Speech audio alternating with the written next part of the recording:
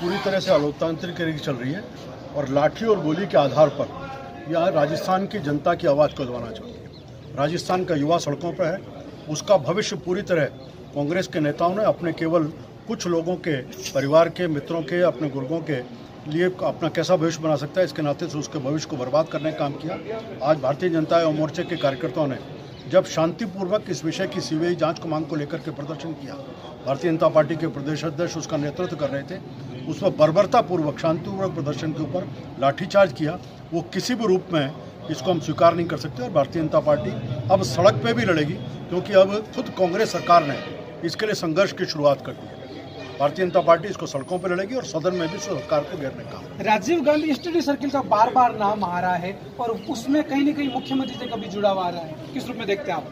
पूरे प्रमाण जब जिस प्रकार से आरपीएससी के पूर्व चेयरमैन जारोली जी ने इस प्रकार कहा है कि बिना राजनीतिक संरक्षण के नहीं हो सकता, ये स्पष्ट रूप से प्रमाणित करता है कि इस पूरी चीज़ों के तार ऊपर तक जुड़े हुए हैं और संदेश सीधा सीधा मुख्यमंत्री के आवास तक, मुख्यमंत्री के ऑफिस तक जाता है, मंत्रिमंडल के सदस्यों के ऊपर जाता है। ये पहली घटना नहीं है। इसी बोर्ड ऑफ सेकेंडरी एजुकेशन में आरटेट की परीक्षा हुई थी और उस आरटेट की परीक्षा में भी इसी प्रकार की धांधली हुई थी। उसमें उस समय के चेयरमैन को बचाया गया, फाइनेंशियल एडवाइज़र और सेक्रेटरी को सैक किया गया।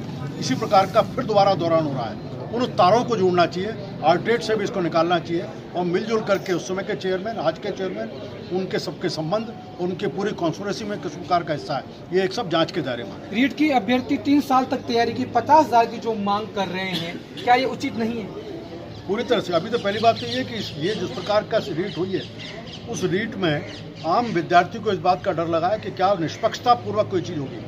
राजस्थान की इसमें कांग्रेस की सरकार आने के बाद आज राजस्थान का युवा इस बात से आशंकित है कि इनके राज्य में जितने भी चयन होंगे उन सब चयन में कि योग्यता नहीं देखी जाएगी, देखा जाएगा तो कांग्रेस से संबंध, परिवार से संबंध, उसके आधार पर सिलेक्शन का क्राइटेरिया बनेगा। भ्रष्टाचार की पूरी तरह से डूब में है सारा। संविदा कर्मचारियों के नियम के लिए 3 साल तक बीडी कला की कमेटी बनी गई, अभी तक कुछ नहीं हुआ। सरकार ने वादा किया था कर्मचारियों को नियमित किया जाएगा।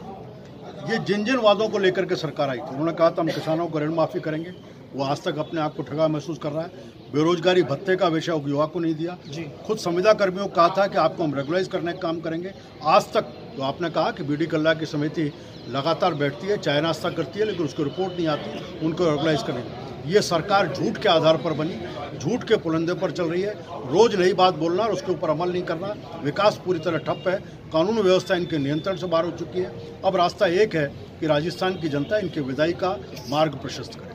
अवैध बांध का निर्माण हुआ बूंदी जिले के नैनवा उपखंड में, एसडीएम और तहसीलदार आदेश दे रहे हैं कि उस बांध को गिराया जाए।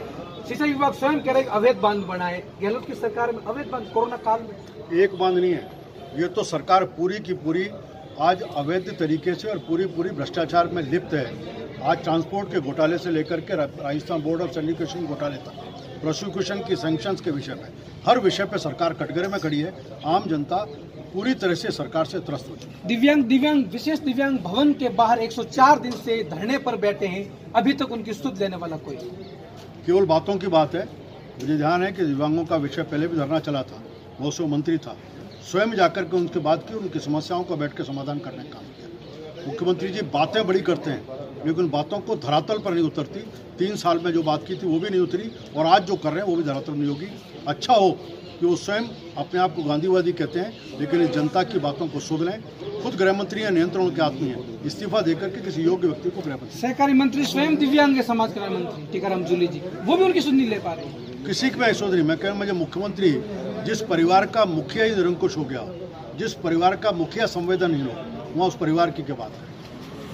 हर जगह जिलों में एडीएम को बनाया गया, लेकिन ऐसा प्राइवेट व्यक्ति को क्यों बनाया गया रीट के अंदर? मैंने कहा रीट तो पूरी की पूरी परीक्षा आज शक के दायरे में। कहाँ जब खुद चेयरमैन कहता है कि हमारे को ऊपर राजनीतिक संरक्षण और उसके संरक्षण के आधार पर, उनकी लिप्तता के आधार पर नहीं हो सकता, तो इसमें छोटे प्यादों को आज पकड़ करके बड़े राजा चाहते हैं कि हम बच जाएं। आवश्यकता इस बात की उनको पकड़ें, प्यादे तो अपने आप आ जाएंगे। रीट को बीजेपी ने बड़ा मुद्दा बनाया, लेकिन एसआई भर्ती भी घोटाला हुआ, पेपर आउट हुआ, और जेन भर्ती भी घोटाला हुआ। हमने तीनों विषयों को, केवल आरएस की भर्ती को विषय बनाया था, एसआई की भर्ती को बनाया, रीट को बनाया, उसके बाद अभी जो पटवारी की परीक्षा हुई है उसमें भी इस प्रकार की धांधली आई है। इस सरकार के कालखंड में जितने भी भर्ती के कार्यक्रम हुए वो सब, उनमें योग्यता नहीं बल्कि परिवार से संबंध और कांग्रेस से संबंध, ये क्राइटेरिया उसी आधार पर चयन। गहलोत सरकार पर सीधा प्रहार किया पूर्व बीजेपी अध्यक्ष अरुण चतुर्वेदी ने। खास रिपोर्ट रमेश देगड़ा के साथ में मैं कुलदीप चारण, जयपुर।